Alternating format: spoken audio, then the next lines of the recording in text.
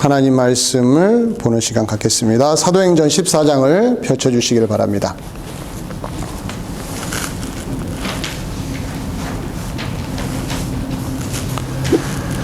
사도행전 14장 26절부터 28절까지 세 절입니다. 함께 천천히 읽어 내려가겠습니다. 26절부터 읽습니다. 시작. 거기서 배 타고 안디옥에 이르니 이곳은 두 사도가 이룬 그 일을 위하여 전에 하나님의 은혜에 부탁하던 곳이라. 그들이 이르러 교회를 모아 하나님이 함께 행하신 모든 일과 이방인들에게서 믿음의 문을 여신 것을 보고하고 제자들과 함께 오래 있으니라. 아멘. 교회마다 선교사님들을 재정과 기도로 후원하고 있다는 걸 아마 교회를 다니는 분들은 아실 것입니다. 교회마다 규모의 차이는 있지만 선교사님들을 교회가 감당할 수 있는 수준에서 재정적으로 후원하고 기도로 또한 후원하고 있습니다. 가끔씩 선교사님들이 일선에서 좀 물러나서 자기를 후원하는 교회를 방문할 때가 있어요.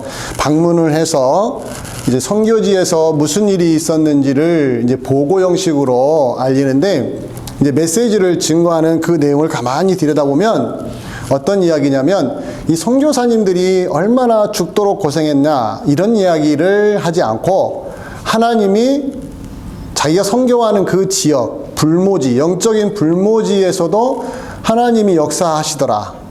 그 하나님의 역사하시는 이야기들을 증거하는 것을 우리는 잘 알고 있습니다. 환경이 열악하더라도 하나님의 역사가 중단되지 않는다는 것을 선교사님들의 입술을 통해서 들으면서, 좀 어찌 보면은 그 선교지와 달리 평안하고 안전한 지역에서 신앙생활하는 우리들에게 뭐랄까요, 정말 하나님이 우리 눈에 보이지 않지만 분명히 역사하고 계시다는 것을 이 일선 교회들이 또 보면서 알게 되는 것입니다. 오늘 본문에서 바로 바울과 바나바가 이 이야기를 하고 있습니다.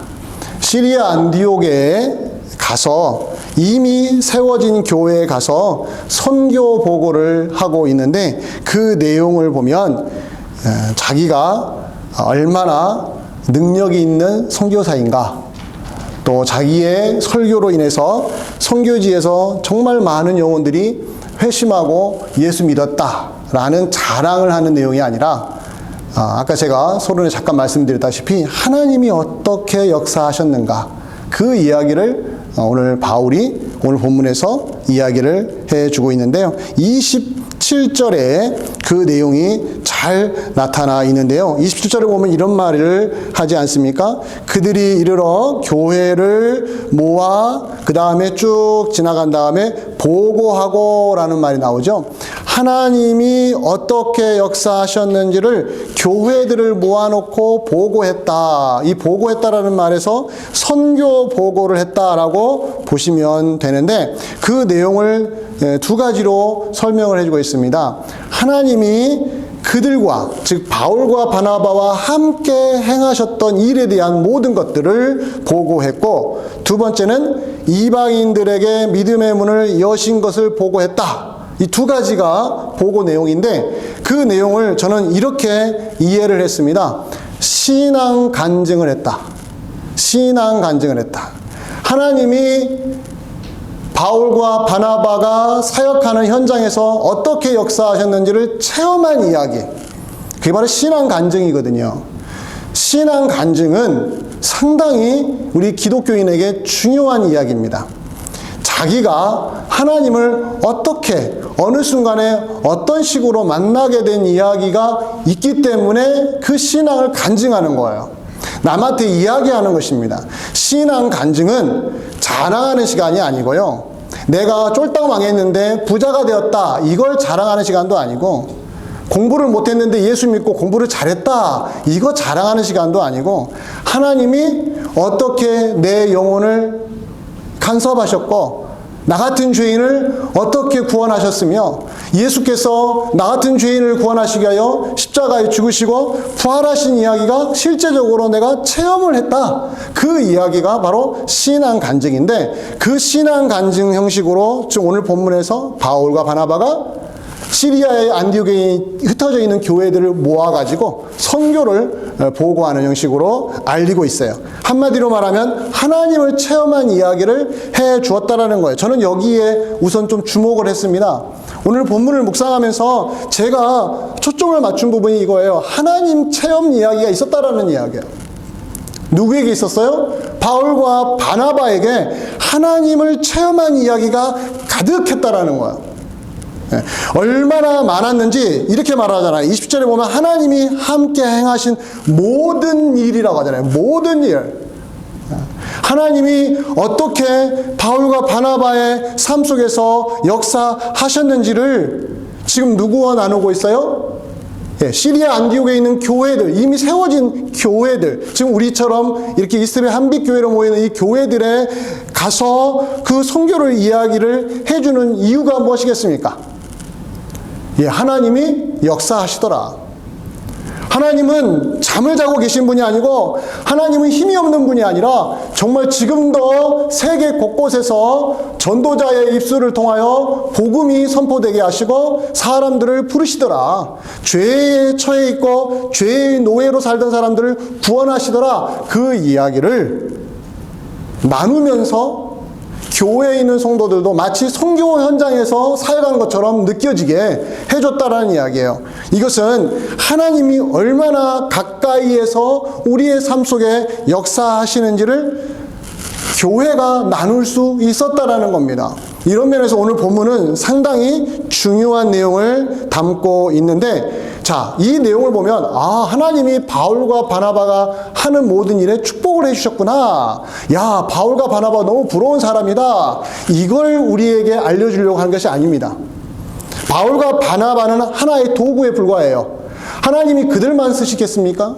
아니죠. 하나님이 부르신 모든 교회 성도님들을 쓰고 계시다라는 이야기예요. 그것을 지금 오늘 본문에서 우리가 읽어낼 수 있어야 한다는 거예요. 그래서 오늘 본문을 묵상하면서 이렇게 한번 준비를 했습니다. 여러분들이 한번 질문을 던집니다.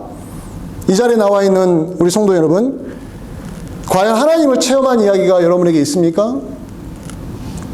하나님을 정말 개인적으로 경험하고 체험한 이야기가 있습니까? 한번 속으로 한번 답을 해주시기 바랍니다. 예, 아니면 아니요라고. 하나님을 체험한 이야기가 없으면 우리는 가장 불쌍한 교회 다니는 사람들이에요. 교회를 다니고는 있지만 가장 불쌍해요. 아니, 하나님을 예배하러 교회를 오는데 하나님을 만난 경험이 없어요? 이보다 더 비참한 게 어디 있습니까? 이건 너무너무 비참해요. 또 하나 더 물어보겠습니다. 만약 하나님과 체험한 것이 있다면 남들과 나눌 수 있습니까?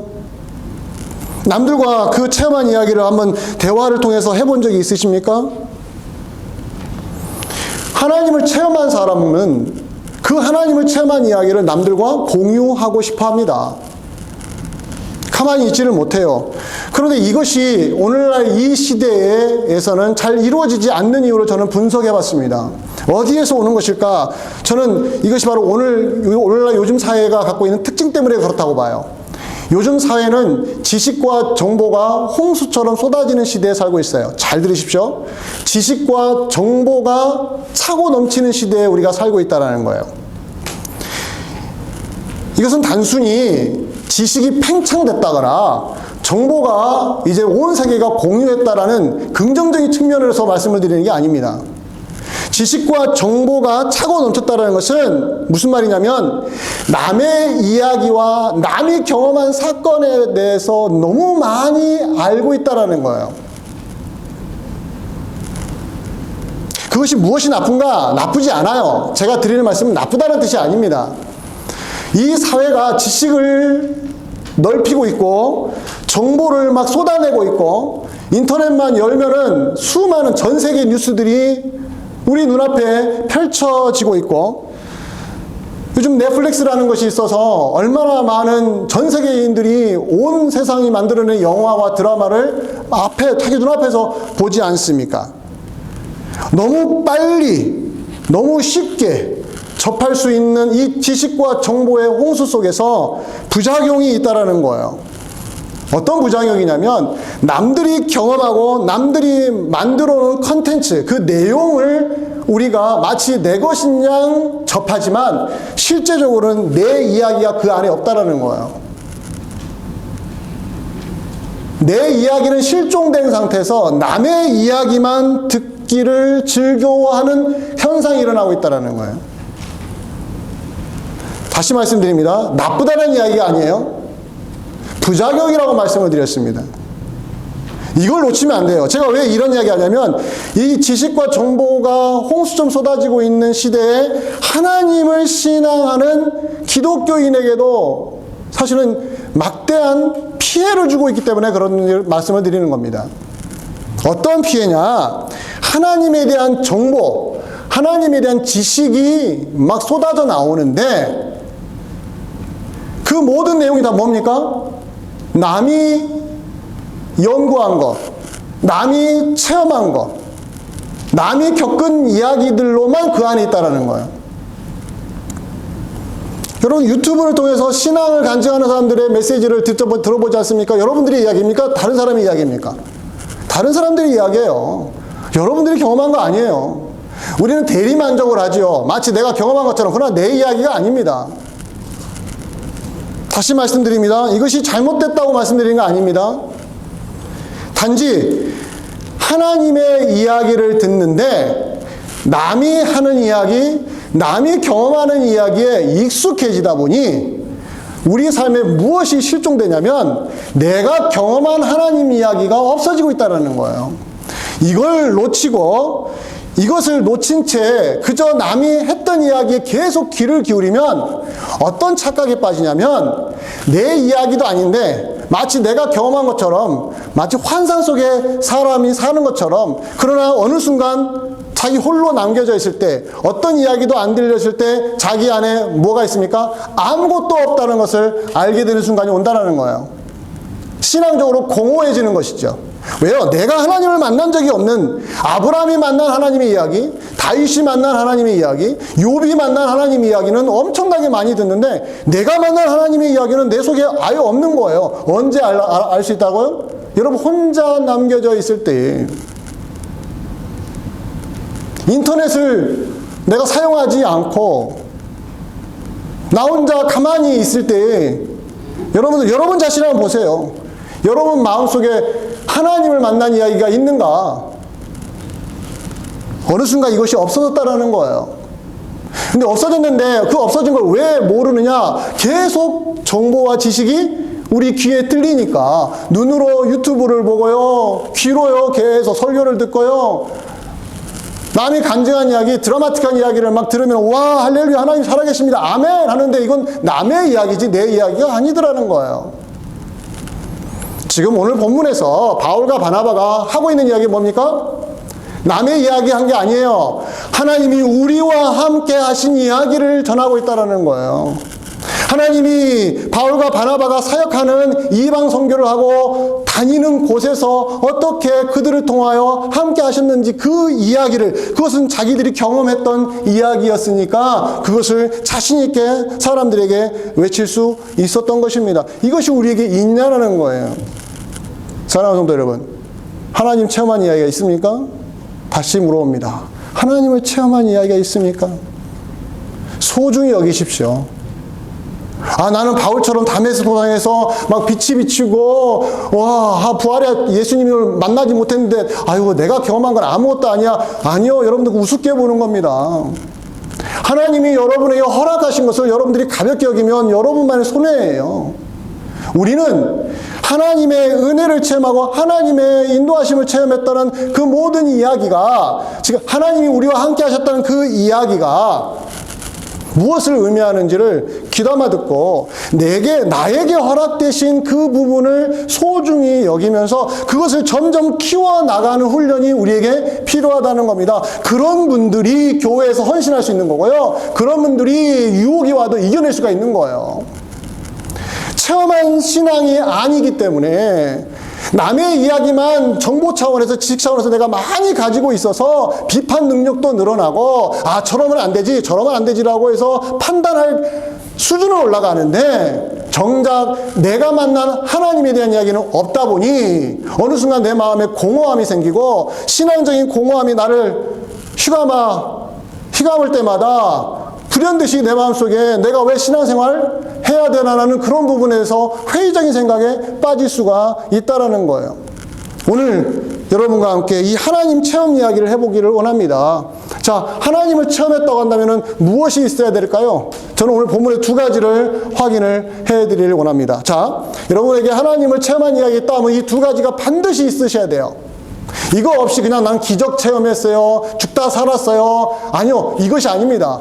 정말 중요한 것은 이 두 개의 단어에 여러분들이 관심을 기울이셔야 돼요. 자, 하나님을 체험한 사람들에게 있어야 될 두 개의 이야기인데 그 중에 첫 번째 이야기를 말씀드립니다. 그것은 하나님이 함께 하신 이야기가 반드시 있어야 됩니다. 앞에서 잠깐 말씀드렸지만 하나님이 누구와 함께 하신 이야기요?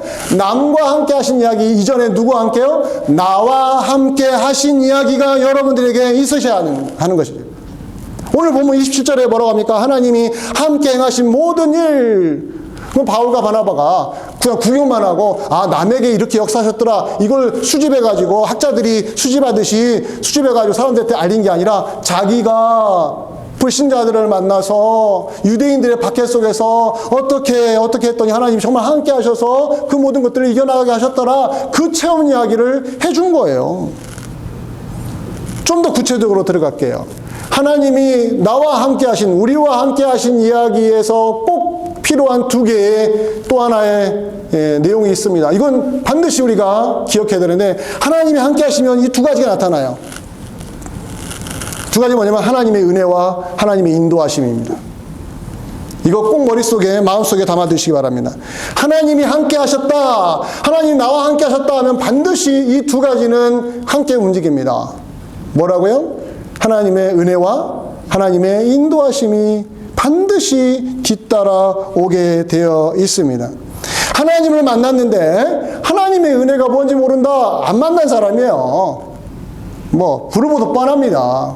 하나님이 나와 함께 하신 것을 내가 체험했는데 하나님 나를 인도하신 걸 모른다? 그건 하나님 만난 사람이 아니에요. 기적을 체험할 수는 있어도 하나님의 은혜와 하나님의 인도하심을 체험한 것은 아닙니다. 왜요? 하나님의 은혜와 인도하심은 단순히 어느 하나의 사건을 일으켜주는 것이 아니라 그 사람과 동행하겠다라는 약속의 말씀이기 때문에 은혜를 받는다는 건 뭡니까? 하나님이 내 인생 속으로 개입한다는 거고 인도하심을 받는다는 건 뭐예요? 개입하실 뿐만 아니라 나의 안고 일어서고 움직이고 일하는 모든 삶 속에서 하나님이 동행해 주시니 그게 바로 인도하심이 아니겠습니까? 바울과 바나바 제가 지금 계속해서 지금 4장 마지막까지 와 있잖아요. 앞에서 했던 이야기를 여러분들 한번 집에 가서 다시 한번 돌아보세요. 11장부터 시작해서 14장까지를 한번 집중적으로 읽어보세요. 그 이야기에 보면 바울과 바나바가 소아시아로 나아가서 이방인들에게 예수 그리스도의 복음을 증거했을 때 두 가지가 나타났어요. 하나님의 은혜와 하나님의 인도하심이 나타났어요. 그가 시리아 안디옥에 가고 비시디아 안디옥에 가고 루스드라에 가고 이고니오에 가고 더베에 가고 그런 지역에 갈 때마다 하나님이 어떻게 은혜로 함께 하셨는지를 바울만큼 체험한 사람이 어디 있겠습니까? 따라서 여러분과 제가 하나님이 나와 함께 하시더라 라고 했을 때 꼭 확인해야 할 것이 뭐라고요? 두 개의 축. 하나님의 은혜가 있느냐, 하나님의 은혜를 받았느냐, 또 하나는 뭡니까? 하나님의 인도하심이 진짜 내 인생 속에 있느냐, 정말 나를 구체적으로 인도하시는 게 맞느냐라는 체험이 여러분에 있어야 되는데 좀 더 구체적으로 들어갈게요. 자, 하나님의 은혜 이야기. 바울에게 있어서 하나님의 은혜 이야기는요 너무너무 풍성했어요. 바울 사도 하면 그의 닉네임이 뭐라고 할 수 있냐면요, 하나님의 은혜의 사람이라고 할 수가 있습니다. 은혜의 사람. 왜냐하면 바울 개인이 그 하나님의 은혜를 아주 깊이 체험했거든요. 증거를 여러분들에게 하나 제시합니다. 디모데전서 1장 14절 한번 볼까요? 디모데전서 1장 14절 함께 읽어봅니다. 시작. 우리 주의 은혜가 그리스도 예수 안에 있는 믿음과 사랑과 함께 뭐라고 합니까? 넘치도록 풍성했다. 풍성했다 앞에 뭐가 또 쓰여있어요? 넘치도록. 빈 컵에다가 물을 따랐을 때 어떻습니까? 가득 넘쳐서 밖으로 넘쳐 흐르는 수준까지 말하는 거예요. 주의 은혜가 넘치도록 풍성했는데 누구의 인생이에요? 바울 자신의 인생에게 그렇게 넘쳤다라는 이야기를 해주고 있는 거죠. 어떻게 알 수 있느냐? 오늘 1장 14절 읽었죠? 1장 13절을 보면 이런 말씀이 있습니다. 1장 13절 또 한번 읽어봅니다. 시작. 내가 전에는 비방자요 박해자요 폭행자였으나 도리어 긍휼을 입은 것은 내가 믿지 아니할 때에 알지 못하고 행하였습니다. 13절에서는 누구 이야기예요? 바울인 내가 전에는 예수님을 극렬히 반대했던 사람이었는데 긍휼을 입어가지고 지금은 주를 증거하는 사람이 되었다 하면서 14절에 뭐가 나와요? 우리 주의 은혜가 내 인생 속에 넘치도록 풍성했다고 말해주고 있는 거예요. 우리가 잘 아는 찬송가가 있습니다. 나 같은 죄인 살리신. 제목부터가 심상치가 않잖아요. 나 같은 죄인, 남의 죄가 아니라 나 같은 죄인을 살리신 하나님의 은혜. 1절의 첫 번째 가사 제목이 뭡니까? 나 같은 죄인 살리신 주 은혜, 그 다음에 놀라워라고 말합니다. 놀라워. 어메이징이라고 하죠. 놀라워. 2절에서는 뭐가 나와요? 나 같은 죄인 살리신 주 은혜 고마워. 좀 더 정확히 말하면 큰 죄악에서 건지신 주 은혜 고마워 이거예요. 1절은 나 같은 죄인 살리신 주 은혜 놀라워고요. 2절은 큰 죄악에서 건지신 주 은혜가 고마워. 다 무슨 이야기입니까? 죄인인 나를 살리신 은혜라고 이야기하는 거예요. 바울은 이렇게 출발했어요. 나 같은 죄인을 살리신 주의 은혜를 체험하고 나서 그 은혜를 혼자 간직할 것이 아니라 누구와요? 모든 사람이 하나님 앞에 죄인 아닙니까? 그러니까 다른 죄인에게 가서 내가 만난 하나님을 그들과 공유하고 싶어 했던 거예요. 그것이 전도예요. 그것이 선교예요. 다른 거 없습니다. 하나님의 은혜를 체험한 사람들의 이야기가 성경에 가득히 남아있는데 그 이야기가 내 인생 속으로 안 들어온다면 남이 받은 은혜의 이야기는 많을지언정 내가 받은 은혜의 이야기는 한마디도 할 수 없는 불쌍한 교회 다니는 사람이 되어버린다는 거예요. 이걸 우리는 스스로 돌아보면서 내 인생 속에도 하나님의 은혜가 있는지 다시 한번 확인해 보시기를 원합니다. 자, 또 하나의 축이 뭐라겠습니까? 하나님의 은혜가 나와 함께 하신 하나님을 증거해 준다고 말씀을 드렸고 또 하나는 뭐라고 했죠? 하나님의 인도하심이라고 했어요. 인도하심. 은혜는 우리 인생 속에서 하나님이 구체적으로 인도하시는 형식으로 역사하고 있거든요. 자, 이것을 한번 여러분들에게 구체적으로 다른 본문을 통해서 확인을 해드리겠습니다. 시편 139편은 너무 유명한 하나님의 인도하심을 찬양한 최고의 시편이라고 말할 수가 있는데요.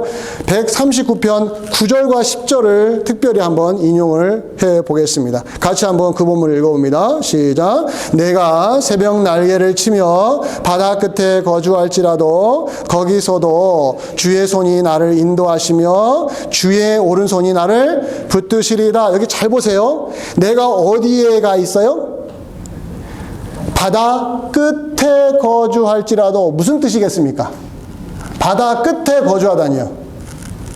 이것은 뭐냐면 내가 한 번도 가본 적이 없는 곳에 내가 가 있을지라도 내 주변에 사람들이 있는데 내가 한 번도 평생 만나보지 않았던 완전히 생판 모르는 사람들 속에 내가 있을지라도 하나님이 나를 인도하신다.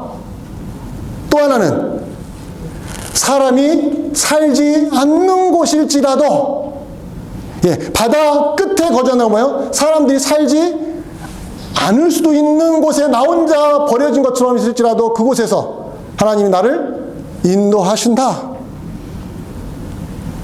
주의 손이, 주의 오른손이 나를 인도하신다. 여러분, 언제 이것을 지금 시편 139편이 노래하고 있습니까? 사람들이 제일 싫어하는 삶의 현장일지라도 우리는 친한 사람 옆에 살고 싶고요, 가족 옆에 살고 싶고요, 아는 사람과 함께 있고 싶어하는 본능이 있습니다. 그런데 아무도 알지 못한 곳에 혼자 덩그러니 가 있다고 생각해 보십시오. 얼마나 외롭겠습니까? 그런 자리를 사람들은 원하지 않아요. 그런데 그렇게 사람들이 아무리 많아도 혼자 외롭게 외딴섬에 있는 것처럼 있을지라도 하나님이 어떻게 하신다고요? 나와 함께 하셔서 나를 인도하신다. 이걸 체험했다라는 이야기예요. 사랑하는 성도 여러분, 하나님의 인도하심은 구체적입니다. 실제적입니다. 따라서 저는 여러분들에게 간절히 말씀을 드리기를 원합니다. 하나님의 은혜와 인도하심을 체험하시기를 주의 이름으로 간절히 축원드립니다. 여러분, 하나님의 은혜와 인도하심을 체험하십시오. 이 체험이 없으면 주님께 매달리십시오. 그 무엇과도 바꿀 수 없고 그 무엇과 무엇의 순위에서 밀리지 않을 만큼 가장 앞에 있어야 될 기도 제목이 뭔지 아십니까? 주여, 오늘도 주의 은혜를 체험하게 하여 주시옵소서. 오늘도 주의 인도하심을 체험하게 하여 주시옵소서. 오늘 제가 누군가를 만나야 되는데, 어떤 일들을 처리해야 되는데, 오늘 직장 생활을 어제도 하고 오늘도 하고 뭐 이틀 전에도 하고 똑같지만 오늘 내가 직장 생활을 해야 되는데 하나님 인도해 주십시오. 이런 기도 해본 적 있으십니까? 우리는 너무 익숙해져서 아침에 일어나면 자동적으로 이빨을 닦아야 되고, 자동적으로 밥을 먹어야 되고, 자동적으로 옷을 입어야 되고, 자동적으로 회사를 가야 되고, 자동적으로 일주일 내내 하루 내내 살아야 돼요. 정신없이 살아야 돼요. 그러다 보니 너무 익숙한 생활 패턴 속에 젖다 보니 잠시 멈추어서 하나님 은혜 좀 주십시오. 내 인생을 인도해 주십시오. 이 한마디 하지 못하고 아침을 시작하고 하루를 보내고 저녁에 잠을 자버리는 우리의 모습이 있지는 않은지 돌아봐야 되지 않겠습니까? 하나님의 은혜와 인도하심을 체험하기 위하여 몸부림을 치시기를 바랍니다. 바울과 바나바가 선교하는 내내 목말라 했던 건 그거였습니다. 자기의 선교가 얼마나 잘 이루어져서 수많은 영혼들이 돌아와서 와, 역시 바울 사도가 설교했더니 막 사람들이 막 몰려오더라, 이거 알려고 목말랐다는 것이 아니었습니다. 하나님의 은혜가, 하나님의 인도하심이 내가 만나는 사람들 속에서, 내가 사역하는 곳에서 역사해 주시기를 원하는 그 마음이 바울의 가슴속을 채웠다라는 거예요. 이것이 바로 하나님이 함께 하시는 이야기가 풍성해지는 통로인 것을 기억해 주시기를 바랍니다. 제가 또 하나의 이야기가 있다고 했지 않습니까? 하나님을 체험한 이야기의 가장 큰 축으로 뭐라고 했어요? 하나님이 나와 함께 하신 이야기가 있어야 된다고요. 또 하나의 축은 뭐냐면 믿음 이야기가 있어야 됩니다. 믿음 이야기가. 잘 정리하십시오. 자, 전체적으로 어떤 말씀을 드렸어요? 하나님을 체험해야 한다는 이야기를 말씀을 드렸습니다. 그 하나님을 체험하기 위해서는 각 성도님들에게 두 가지가 있어야 한다고 말씀드렸어요. 한 축에서는 뭡니까? 하나님이 나와 함께 하신 이야기가 있어야 된다. 다른 축은 뭐라고요? 믿음의 이야기가 있어야 된다. 그런데 아까 하나님이 나와 함께 하신 이야기를 바치는 두 가지가 뭐라겠습니까? 하나님의 은혜와 인도하심이 있었다고요. 이것이 있는 사람에게는 이 믿음 이야기 또한 우리에게 풍성하게 있어야 한다는 것을 알게 되는 것입니다. 오늘 본문을 통하여 다시 한번 확인을 해볼게요. 27절을 다시 봐주시기를 바랍니다. 27절에 보면 뭐라고 나와 있습니까? 이방인들에게 믿음의 문을 여신 것을 보고하고 라고 쓰여 있죠. 이방인들에게 믿음의 문을 여신 것을 보고하고. 자, 보십시오. 하나님이 함께 하신 모든 일을 보고했을 때는 나와 함께 하신 이야기에 초점을 맞췄다면, 믿음의 문을 여신 것은 누구에게 역사하신 거예요? 이방인들에게 역사하시는 것을 체험했다는 이야기예요. 즉 내 인생 속에서 은혜로 함께 하셨던 하나님이 나에게만이 아니라 나의 설교를 듣고 나의 선교를 통해서 이방인들이 그 은혜를 나누더라. 그런데 그 이방인들이 어떻게 나눴어요? 믿음으로 반응하더라. 믿음으로 반응하더라. 여러분 기억나십니까? 루스드라에서 무슨 일이 있었어요? 선천적으로 안진병했던 사람이 수많은 사람들 틈에 앉아가지고 누구의 설교를 들었습니까? 바울의 설교를 들었지 않습니까? 들었는데 그의 눈에서 반짝반짝 빛이 났잖아요. 그래서 바울이 눈치를 챘어요. 오, 이 사람에게 믿음이 들어갔구나. 그래서 그에게 구원받을 만한 믿음이 있는 줄 알고 그를 이렇게 세웠잖아요. 그 믿음이에요, 그 믿음. 바울은 체험한 거예요. 아, 그냥 말씀을 전했는데 그렇게 많은 사람 중에 누군가는 믿음의 문이 열려서 그 안으로 믿음이 들어가더라. 하나님이 그 일을 하시더라. 하나님이 믿음의 문을 이방인들에게 여신 것을 누가 봤습니까? 바울이 본 거예요. 또 하나의 증거를 보여드리겠습니다. 사도행전 13장 48절, 우리가 이미 한번 지나왔던 본문인데요. 거기에는 직접적으로 이렇게 쓰여져 있습니다. 같이 한번 읽어봅니다. 시작. 이방인들이 듣고 기뻐하여 하나님의 말씀을 찬송하며 영생을 주시기로 작정된 자는 뭐라고 했어요? 다 믿더라. 영생을 주시기로 작정된 자는 다 믿다는 건 뭡니까? 하나님이 믿음의 문을 누구에게 여셨다는 거예요? 영생을 얻기로 작정된 자에게 열어주셨더니 그들에게 뭐가 들어간 것이죠? 예수님을 믿는 믿음이 그 안으로 들어가서 그들이 믿음의 반응을 했다는 거예요. 그들이 누굽니까? 이방인들이었다는 거예요. 이방인들. 왜 이방인들이 강조되는 거예요? 바울은 유대인으로서 이방인 선교사로 부름을 받아서 이방인의 사도로 부름을 받아서 이방인들, 예수 그리스도를 모르는 사람들에게 가서 예수님을 이야기를 했는데 그들이 과연 믿을 수 있을까? 이러한 인간적인 생각이 없었겠습니까? 그런데 하나님이 그들의 마음의 문을 여시고 어땠습니까? 믿음을 집어넣어 주시는 것을 현장에서 본 거예요. 이것을 지금 시리아 안디옥에 와가지고 선교 보고하고 있는 겁니다. 하나님이 믿음의 문을 이방인들에게 여셨습니다. 여러분, 할렐루야! 하나님이 이방인에게 믿음의 문을 여셨습니다. 이것은 우리에게 적용한다면 어떤 뜻일까요? 여러분과 저는 유대인입니까? 이방인입니까? 여러분과 저는 유대인입니까? 이방인입니까? 예, 우리는 이방인이에요. 그럼 거기다가 대고 답을 합니다. 유대인입니까? 이방인입니까? 난 한국 사람인데요? 그 이야기가 아니죠. 이 당시 성경시대에, 사도행전 시대에는 유대인 아니면 이방인으로 나눠버렸어요. 두 종류로 나눴어요. 그 이방인에는 로마인도 있고요. 오늘날 말하면 동양인도 있고요. 뭐 이런 것들이 있겠죠. 우리도 이방인이었어요. 근데 우리 이방인 우리들에게 어떻게 믿음이 생겼습니까? 어떻게 믿음이 생겼어요? 오늘 본문에 있는 것처럼 하나님이 우리에게도 무엇을 열어주셨어요? 믿음의 문을 열어주셨다는 이야기예요. 그래서 여러분과 저가 믿음으로 반응해서 이 자리에 있는 거 아니겠습니까? 자, 그렇다면 교회에는 어떻게 적용할 수 있겠습니까? 교회가 살아 움직이는 곳에서는 교회에도 똑같은 일이 일어나고 있다는 거예요. 무슨 일입니까? 믿음의 문을 여셔서 그 믿음이 들어간 자들이 교회 안에서 한 명, 두 명씩 생기기 시작을 한다라는 거예요. 교회에 이것보다 더 중요한 것은 사실은 없습니다. 우리가 교회 생활을 하다 보면 이것도 해야 된다, 저것도 해야 된다, 이것도 필요하다, 저것도 필요하다, 수많은 것들을 생각하게 되죠. 그러나 제일 중요한 것이 있습니다. 다른 건 다 없어도 될 정도로 딱 이것만 있어도요, 교회가 살아납니다. 무엇입니까? 하나님이 믿음의 문을 여신 그 결과가 사람들에게 나타날 때.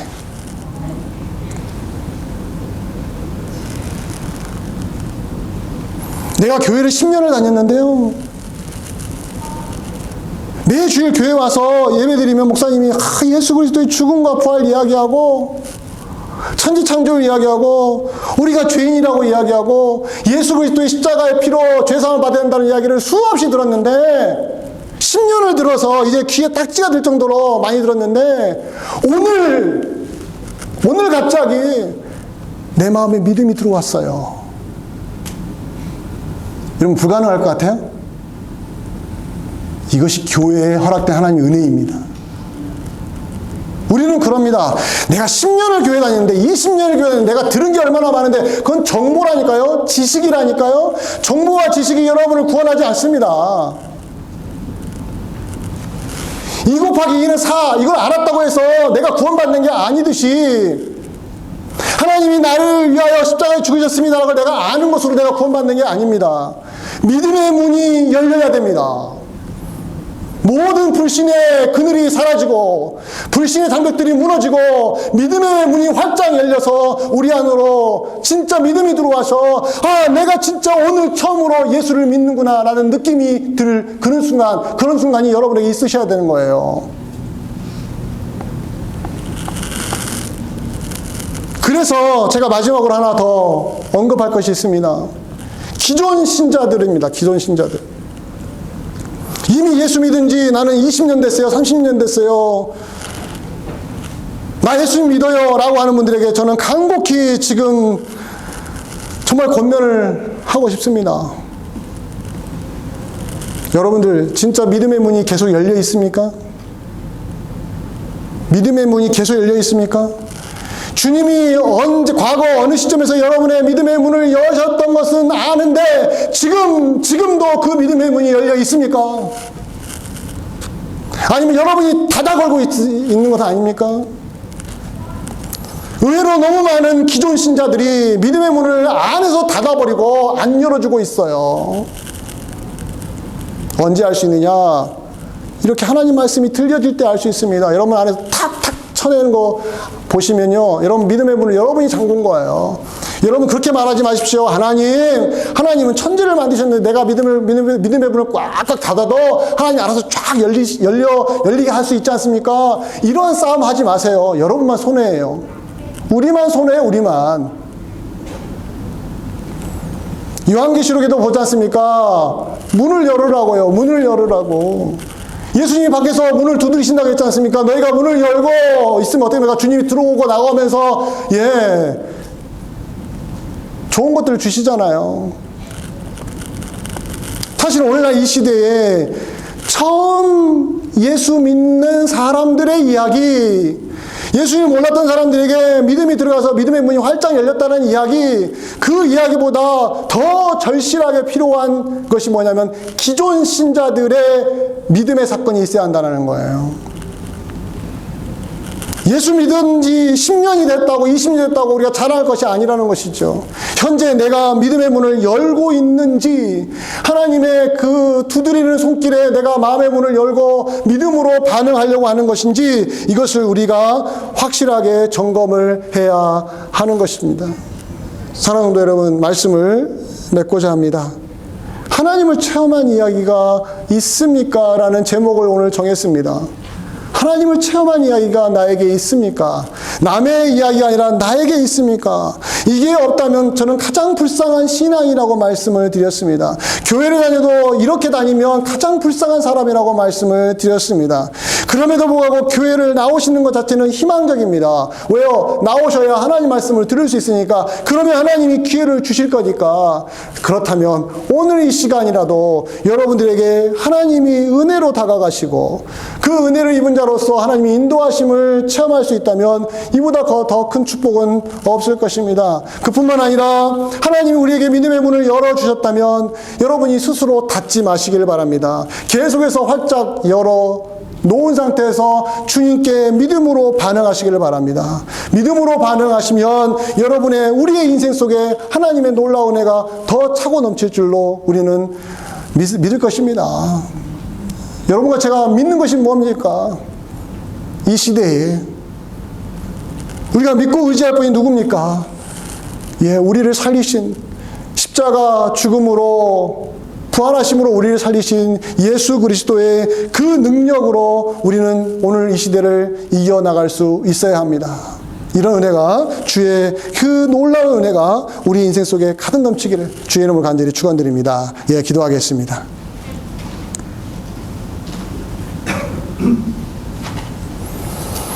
고마우신 아버지 하나님, 우리가 하나님을 체험한 사람인가 돌아보기를 원합니다. 하나님의 은혜가, 하나님의 인도하심이 우리 인생 속에 구체적으로 있는지 돌아보기를 원합니다.